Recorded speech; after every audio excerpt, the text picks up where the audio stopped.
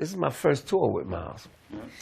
And I played a solo, you know, when we know, it was like, oh shit, standing ovation. Yeah. And I'm like, yeah. I'm walking off, and this cat comes behind me and says, that wasn't shit. And it's Miles. It's not like some guy in the audience. My whole balloon said, but then he said, stop playing what you know. Start playing what you don't know. Those are the kind of, what I call Zen lessons, man. And a lot of times Miles would suggest things, and you didn't know why. You would understand it later.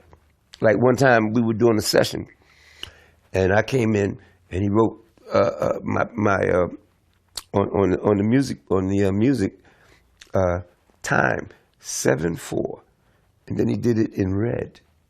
And I said, well, what the fuck? You know, he said, no. He said, what does 7/4 feel like in red as opposed to yellow? So I have to think. What approach am I making? Sometimes you pass out a chart in colors. You dig?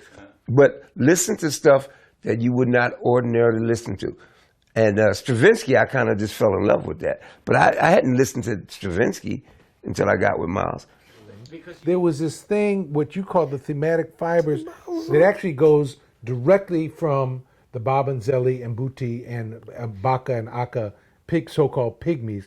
But that way of, that construct of the music was something different, right? Yeah. How did that, I mean, what were you guys thinking about with that? Weaving. That's what was connecting each thing to the next thing. Yeah, weaving. You don't have to announce it. You use a hint. Okay. It's like, I can lead you where you need to go with a whisper. Instead of a shout. And we all were in tune with the whistle, dog whistle. We knew the tone. And when you heard it, you knew, okay, we're gonna go here. It was, to me, it was amazing at a certain point. Like, you know, he would make a reference, and we all know, okay, we get ready to go here. You know. Well, you know, it's interesting too because you met Miles and masters like Kuumba's been talking about Yusuf and many others. What's also amazing to me is the depth of how they could hear. And Yusuf, he could hear. Sometimes I would do some things where I would, you know, like I said, like we were saying, we manipulating the overtones with our hands of the drums. He could hear some of those overtones and dialogue. He heard in every nuance of rhythm. He could hear everything I know did. exactly you know what I mean? And here's how I digested it. If we start here, that's 0. Okay. We're gonna do a circle. Right. We complete the circle. That's what? 360. Yeah. But 360 is also 0. Yeah. So okay. those cats, 0, hearing everything. Yeah. You arrive back, completing the circle, 360, but you're back at 0. It's the ability to understand everything and nothing at the same time. Train could play everything. Miles could play. Look, man, the dude was in Juilliard in the 40s. They didn't even let black cats in. But he's hanging out at 52nd Street with Bird and Coleman Hawkins and Dizzy. It's that. Look, I don't know what that 0 to 60 is because I've never could go that far. I've never could go that far. Well, maybe you're 359. Yeah. As long as I'm not 180. Right. But that's what I always thought of it as. Yeah. These cats heard everything. And so 360, they could be 0 and 360 at the same time. And then I remember, you know, I don't say stepfather, but the father that raised me was James Hengase Foreman, who was a great pianist. Absolutely. And he was tight with Monk. And I remember he told me that he was learning around midnight. And so he would go up to talk to Monk, go from Philly to New York.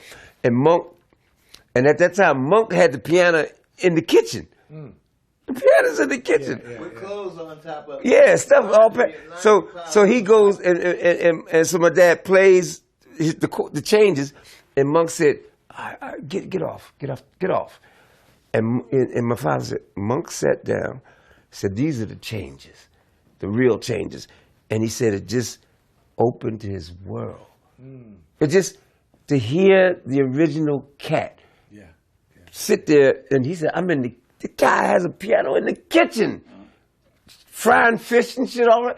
And it's like, That's how deep them cats were.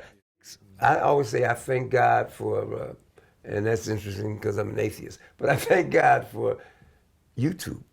Because up until YouTube came along, nobody got a chance to see that band. Yeah. And all they were relying on was a bunch of jive critics. Yeah. See, I always said, we didn't have to wait for a new audience. We had to wait for a new generation of critics. Yeah. You know, because they were trying to measure what we were doing to jazz, and it was no longer jazz. Yeah. But they were too arrogant to come and ask us, Yeah. what are you doing? Right. Because we could have told them.